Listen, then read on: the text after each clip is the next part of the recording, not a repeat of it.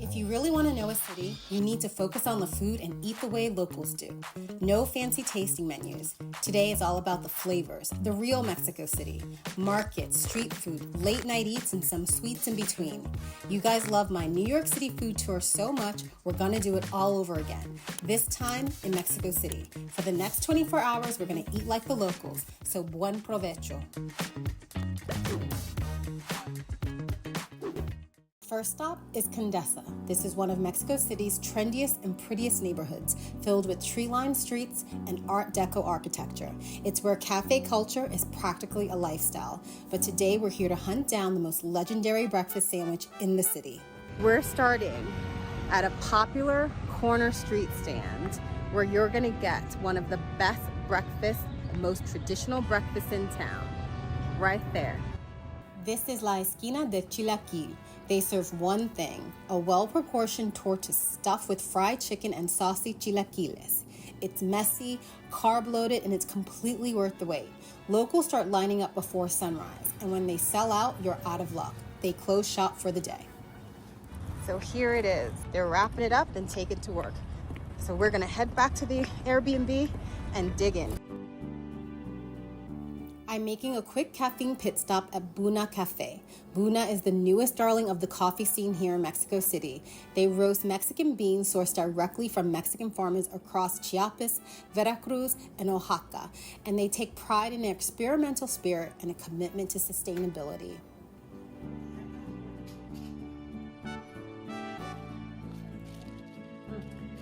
So this deliciousness is a tortas de chilaquile.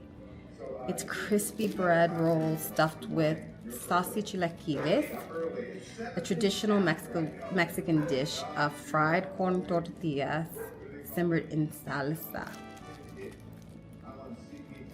They didn't have carnitas, my favorite, so I got the pollo con queso.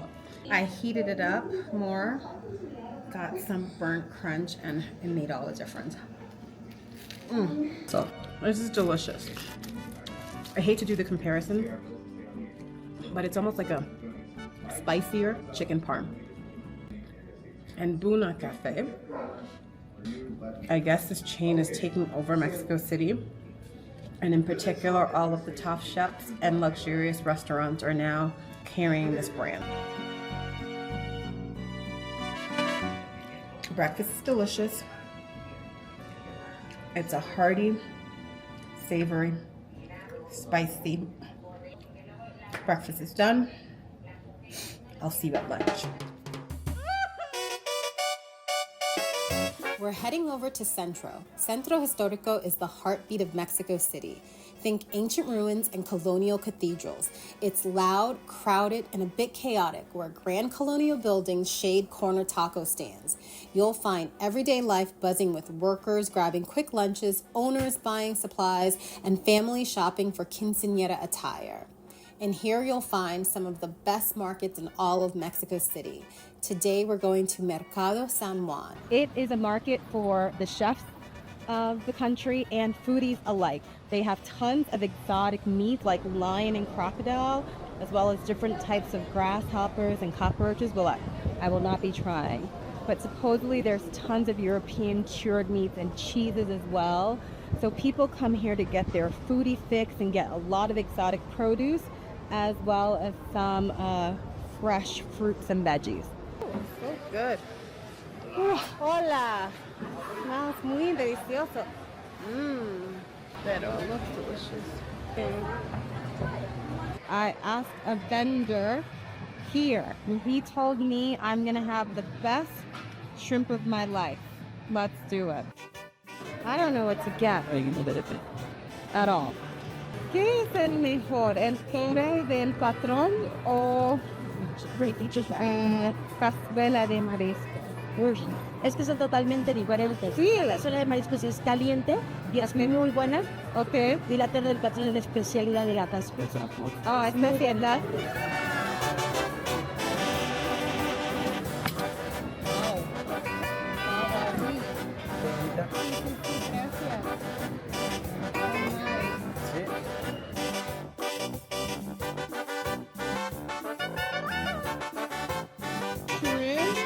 Tomatoes, salsa y aguacate. Very delicious. The tuna's there. Very good.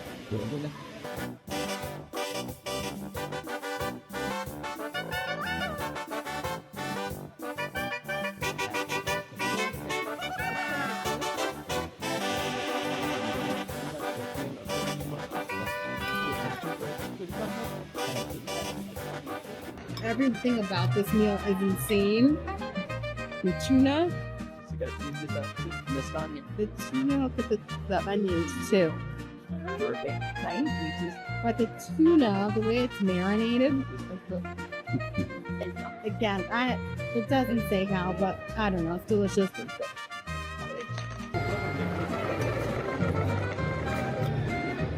One stuck in my straw.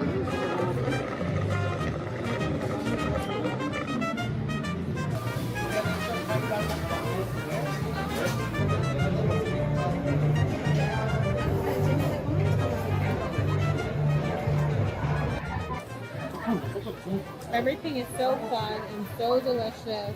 Everyone's loving it.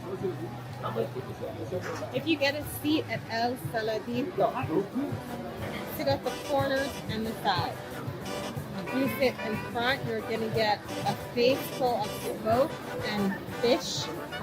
And it's fun. It's fun to watch it all go down, but it is. It's hot. It's smoky. I love it.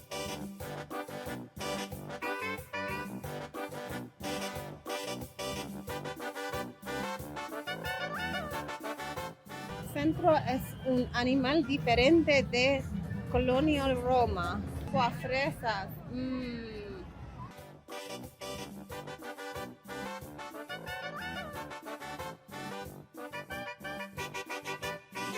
Y para coco.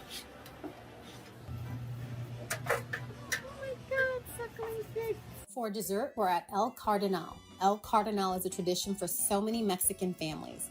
It's the kind of place where generations gather for big celebrations or a simple Sunday dinner. El Cardenal became a staple because it emphasized the importance of family meals and traditional Mexican breakfast when fast food was starting to peak in the country in the late 60s. Okay, we're gonna get the corn pie since we're here. Pastel. Gracias. Oh my God. Qué larga. No es pequeño. Muy poquito. No. Poquito. He said they were very small. They're big. Anyway, this is what they are. Dessert number 2, corn pie. Looks like cornbread. I might take this home.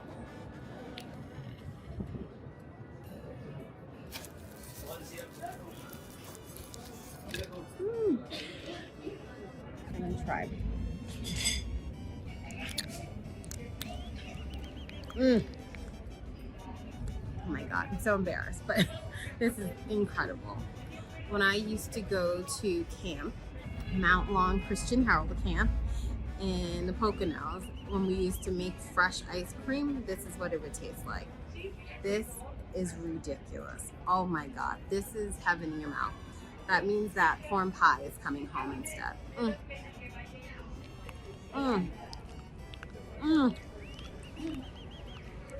Mom, I wish you were here to taste this. You would love this. You have to come here.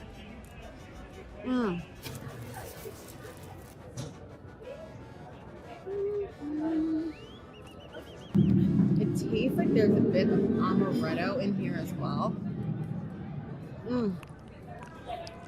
It's so good on its own. Wafer. It's like a rice cake. No say. This crepe is seriously like the most flavorful honeycomb. Can you see the? It's a honeycomb for real. You can just taste. Oh my God. 10 out of 10. 12 out of 10. Wow. when I put my spoon in, it was so super light. Let's see.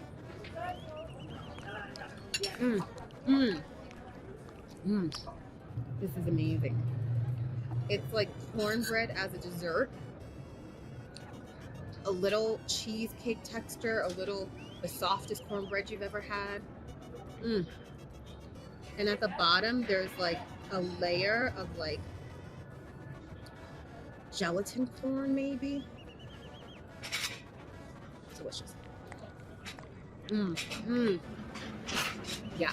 Anyway, 10 out of 10. Done. Done. I'm obsessed with this thing. Obsessed.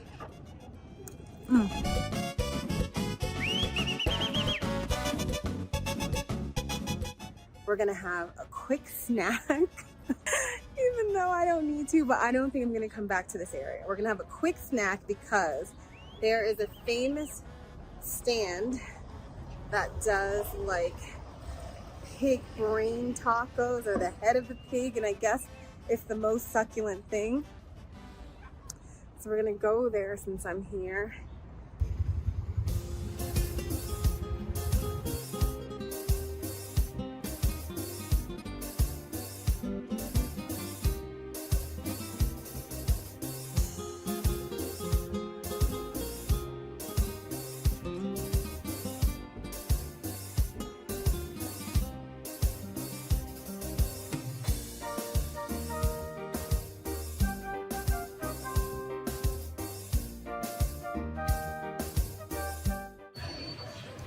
I officially have my first fail in this city, and this was recommended by a few people, my tour guide, my staff, not my staff, the staff at the Airbnb. Los Cocuyos. I got the suadero, which is their #1 top seller. Maybe I'm not used to the flavors, but it didn't taste like anything, but it also didn't taste good to me. So, but they have many things. They have tongue, cabeza, maybe I should have the cabeza, but suadero was the safest for me. And no. The salsa, cilantro, nothing came together for me. So, but I still tried it. I am really happy that I came deeper into this area though. Roma and Condesa, and any place I've been, this is like, feels like really like the heartbeat of Centro. People are getting ready for their Friday night.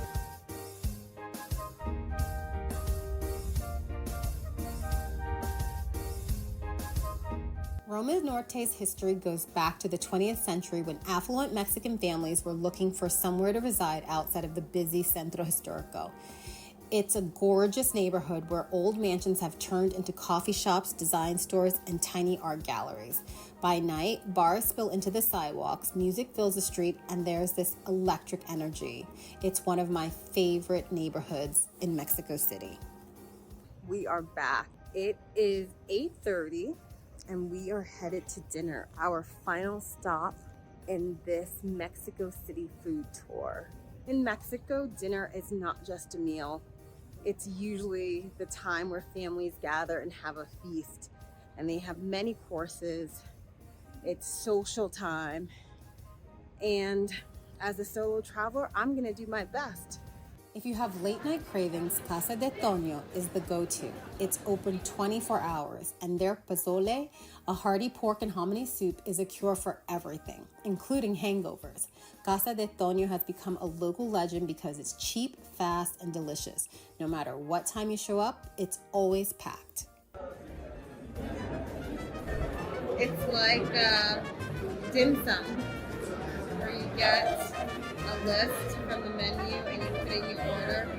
Very efficient. I waited 15 minutes. There's another line forming out there. I knew I picked the right place. Anyway, I got horchata. My very first time trying it. Shout out to Cardi B. Oh my God! What is that?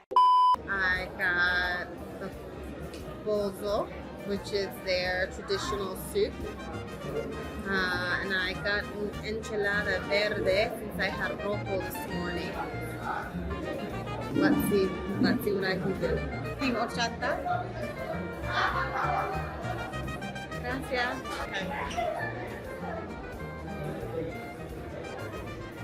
Oh my god.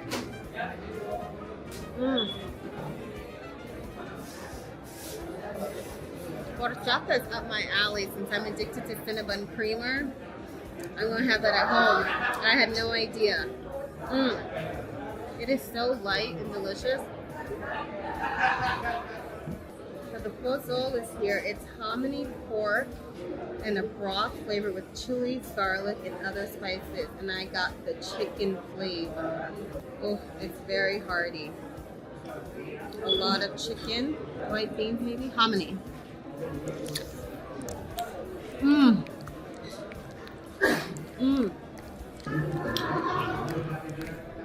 Another winner. Mexican food's amazing. It's so flavorful. The hominies are like chickpeas almost, but a heartier texture. It's so good.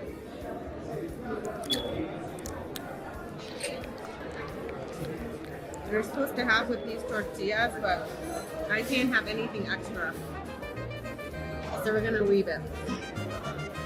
The shredded cabbage is so great with the hominy.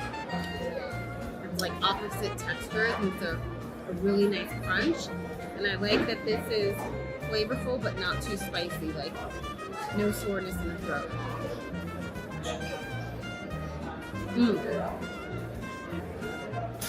Cheers.